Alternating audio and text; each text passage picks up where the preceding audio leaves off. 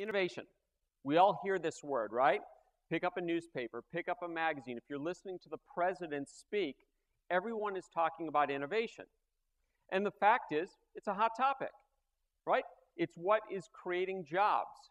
It's what gives all of us a reason to show up every day for work. And the reason why it's so important, when you start to look, at least in the consumer product space, is nearly 50% of revenue from companies is coming from products that are less than 2 years old. It's quite astounding when you think about it. When we were all younger, products had a much longer shelf life.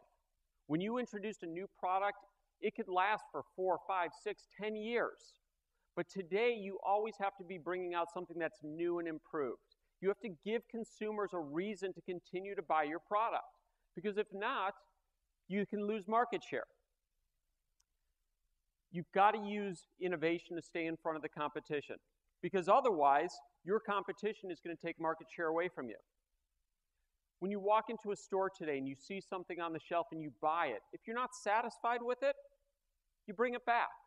And so what retailers today have done is they've leveled the playing field. They've made it easier for a brand that you've never heard of before to take market share away from the most established brands. Vizio. Everyone's heard of them, right? Largest manufacturer of LCD TVs in the world. Yet 10 years ago, they didn't exist. But they existed because they launched their product at Costco. Costco's got a generous return policy. So shoppers would go into Costco, they would see Panasonic, they would see Sony, they'd see Vizio for a couple $100 less. But people bought Vizio because they knew that if it didn't work, if it didn't dazzle them, if it didn't live up to expectations, they would just bring it back to Costco.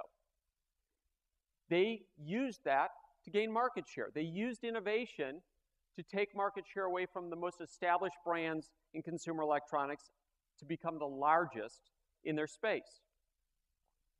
We need innovation today to keep the customers we already have.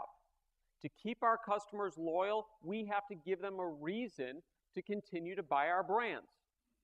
We also use innovation to make sure that we can get into new markets, that we can expand our brands, build brand equity. But in reality, innovation today is all about survival.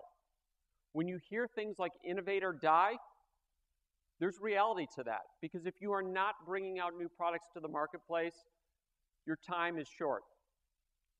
So, when we talk about innovation, there's a lot of terms, a lot of ways to describe it, but the literal definition is the introduction of something new, or a new idea, method, or device.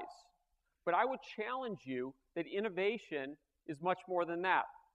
Innovation is discovering what's possible. Dishwashing soap.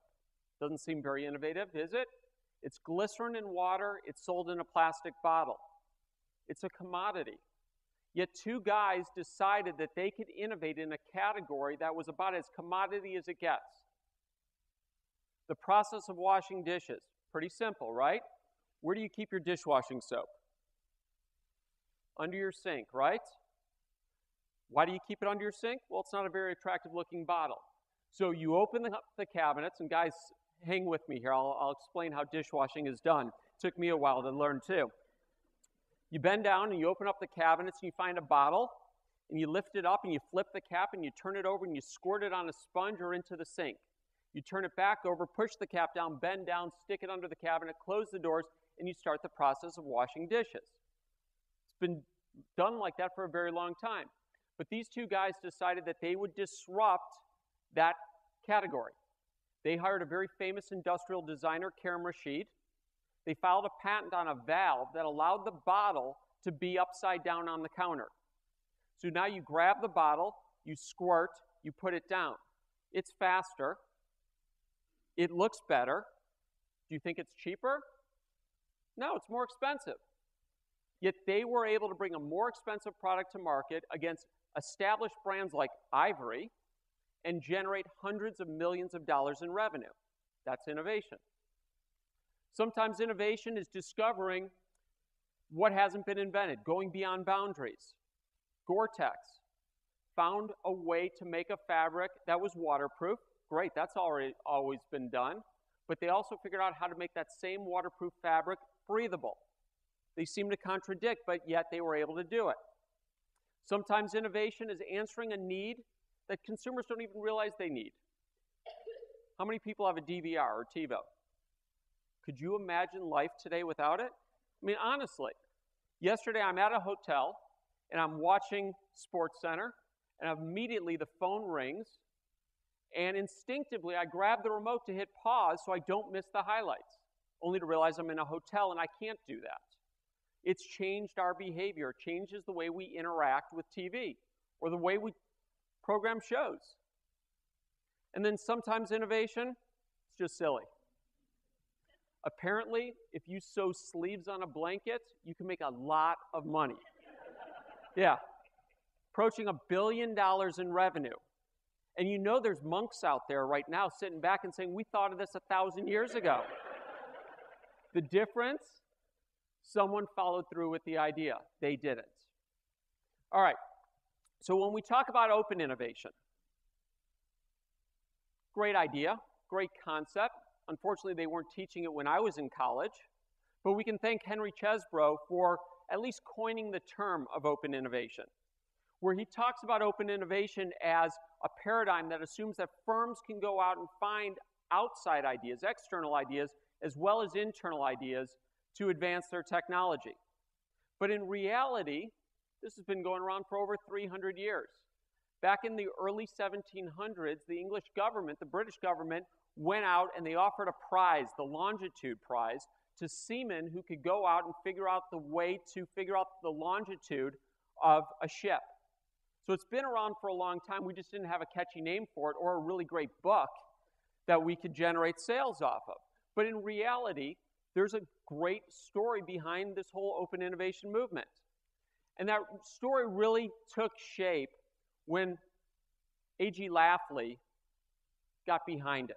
A.G. Lafley, back in 1999, CEO of Procter & Gamble, largest consumer products company in the world, with one of the largest R&D departments in the world, said something amazing. And that was he wanted 50% of all new product ideas to come from outside of P&G.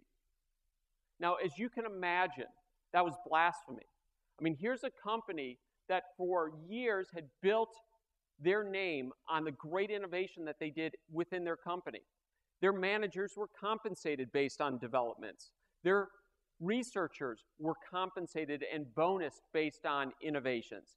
Yet he wanted half of their new products coming from outside of their company. But he did it because he believed that there were great ideas outside of the company. He also believed that they had strong brands, great distribution channels, and the ability to help their customers by bringing new products to market. So in 1999, they launched Connect and Develop. They said, bring us your ideas. And ideas started to flow in.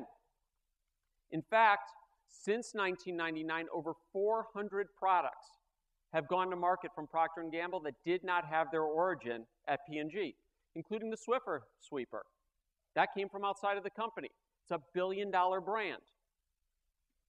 What's amazing is $10 billion in revenue.